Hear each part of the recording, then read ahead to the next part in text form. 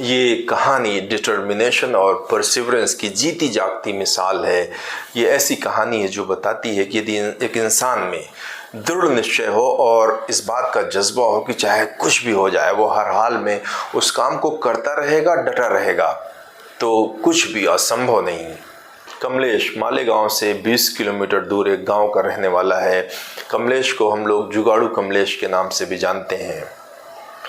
और कमलेश का इस बात का बड़ा इंटरेस्ट था, बड़ा शौक था कि जब उससे कोई प्रॉब्लम आसपास दिखती, उससे समझ आती, तो वो उसको सॉल्व करने में लग जाता, उसके लिए कोई ना कोई इक्विपमेंट, कोई ना कोई डिवाइस बनाता।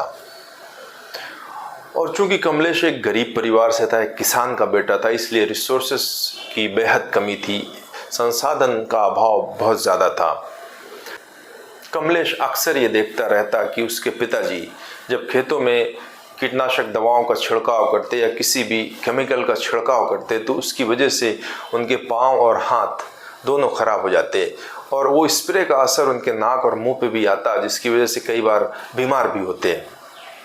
तो ये बात उसे काफ़ी तकलीफ़ देती थी और जब वो इस बात को देखता रहा तो उसके दिमाग में इसको सॉल्व करने का आया कि इस प्रॉब्लम को सॉल्व किया जाए, मेरे पिताजी की प्रॉब्लम को मैं कम करूँगा, इसका कुछ ना कुछ सलूशन ढूंढूंगा।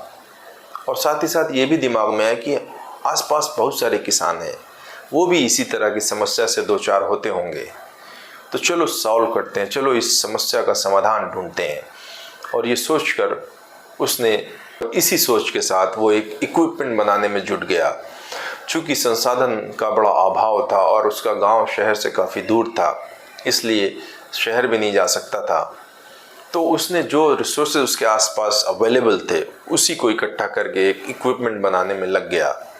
और कभी वो कबाड़ी के पास जाता, वहाँ पे जो सामान उसे ज़रूरत का दिखता वो उठा लाता। कबाड़ी बोलता क्या करोगे, किसी काम का नहीं है कमलेश, लेकिन फिर भी कमलेश को लगता कि नहीं, इससे कुछ इक्विपमेंट बनाने में हेल्प मिलेगी, तो वो उससे उठा लाता।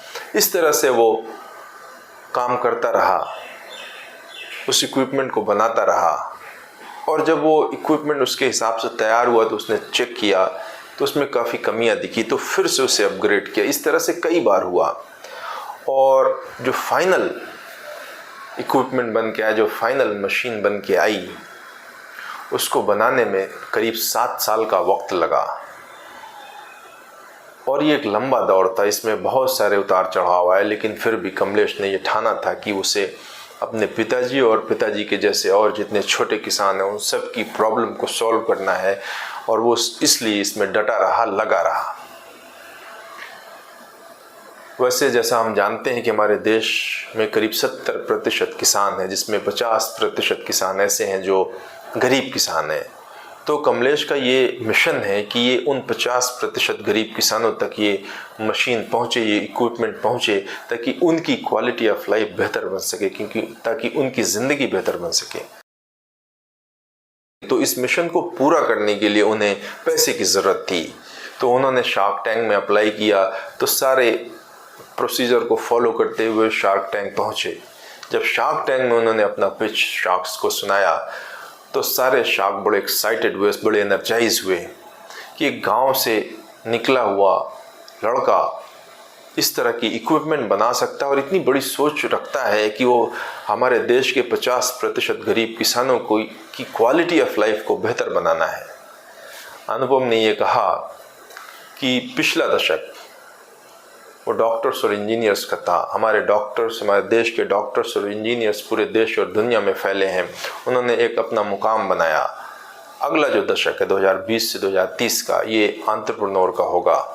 और मुझे आज ये विश्वास हो गया, तुम्हारे इस इक्विपमेंट ने और तुम्हारे इस जज्बे ने, इस सोच ने मेरे अंदर ये विश्वास जगा दिया कि ये एंटरप्रेन्योर ना सिर्फ शहरों से होंगे बल्कि गाँव से भी होंगे।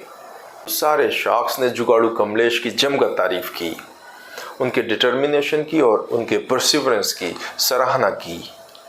पर कईयों को ये लगा कि ये बिज़नेस स्केलेबल नहीं है, इसको बहुत लार्ज स्केल तक एक्सपेंड नहीं किया जा सकता, इसलिए सब ने उसमें इन्वेस्ट नहीं किया। लेकिन शार्क पीयूष ने कमलेश पर विश्वास जताया और कमलेश के उस प्रोजेक्ट पर इन्वेस्ट किया, जिससे कमलेश बहुत खुश हुआ और आज वो इस इक्विपमेंट को बना रहा है और बेच रहा है और हमारे देश के किसानों की प्रॉब्लम सॉल्व कर रहा है।